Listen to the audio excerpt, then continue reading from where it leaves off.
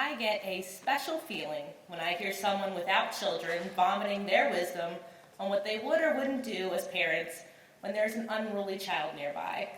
Those precious idiots.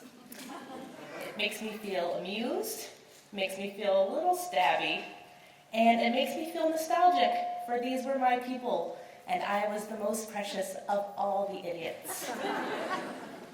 Growing up the oldest of 3 girls, I lived the charmed life of someone who knew all of the things. I have always been in charge, and I have always been right. So when I would see a screaming child in a grocery store, my best side eye was directed at the obviously incompetent parent. Parenting was so easy, why couldn't they just do it right? Silencing a small child is as easy as buying a new wallet and keeping the stock photo of happy children that's inside the picture window in place and telling your disobedient tiny human that those happy children are their older siblings who used to scream in grocery stores until you send them to a factory where they now make wallets. I stand before you now, the mother of an 18-month-old little boy, my son August. Since August was born, I am more forgiving, I am more patient. I would say I am smarter, but I am pretty sure I've endured enough sleep deprivation to cost me some brain cells. During my pregnancy, I would do a quiet little cheer between my belly and myself to let my baby know in utero that mommy was the boss. I'm number 1, you're number 2. Then he kicked me in the bladder and made me pee myself at a barbecue. It is not lost on me that this was signaling the end of a time in my life when it was almost a guarantee that any pee on my clothes would be my own. I went into this mothering gig very sure of how it was going to go and the kind of mother I was going to be. Now I would like to go back in time and craft a cute little embroidery sampler for old me and hang it on the wall that says, "A mother plans and a toddler laughs." My son laughs the loudest. Being a mother is teaching me to, if not embrace, then to at least allow some chaos.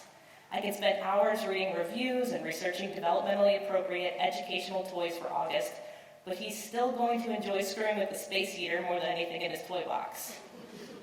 When he was younger, I made a list of all the chores I needed to do each week, divided them among the days of the week, laminated it, and hung it on the fridge. It has been longer than I am comfortable admitting to a bunch of strangers since I have looked at that list. I've learned to accept that until August is old enough to do some chores, after I've threatened him several times, most surfaces in our house are going to be covered in a film of peanut butter that has already been in my son's mouth. August's favorite game is, "Will this break my leg?" And his favorite food is our cat. I still try to sneak vegetables into his food, and I have yet to let him win at breaking his leg. But sometimes I let myself believe that he ate enough ketchup at dinner for it to count as a vegetable, because then I can reward myself with a beer for feeding him a healthy meal.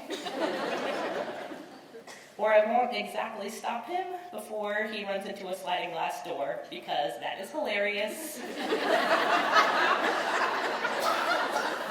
And if you think that is wrong of me, we are not friends. As much as I have tried to relax, there are still times when I really want to make a toddler-shaped hole in the wall.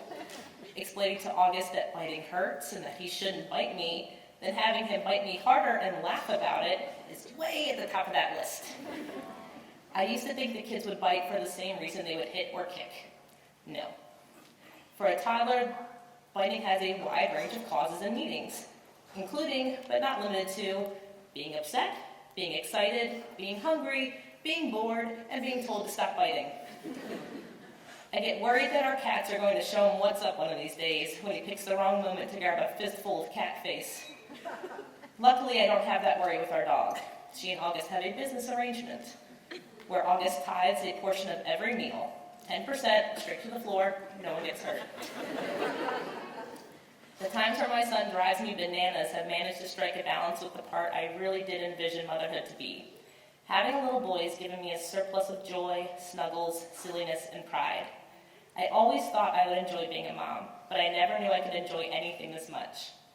Even when he wakes up in the middle of the night and I'm cursing and griping as I get out of bed, by the time I'm in the rocking chair in his room and he is in my lap, all, or most, is forgiven. Sometimes, once he is calm, he will pull himself up, smile, grab my face with both hands, and give me one of those slobbery toddler kisses. That feeling is better than any drug I have thought of paying shady-looking high school students to score for me. It is the closest I have come to awe. I am now a parent who walks through the grocery store with a screaming toddler. Luckily, he usually isn't screaming because he's pissed. He just wants to share the joyous news that he can scream, with everyone from the cereal aisle to the deli counter, especially you folks perusing the family planning section. It can be embarrassing, and after a few minutes, it is definitely frustrating. And if I felt bold enough to make eye contact, I'd probably catch a little side eye from some precious idiot. But it's part of the journey.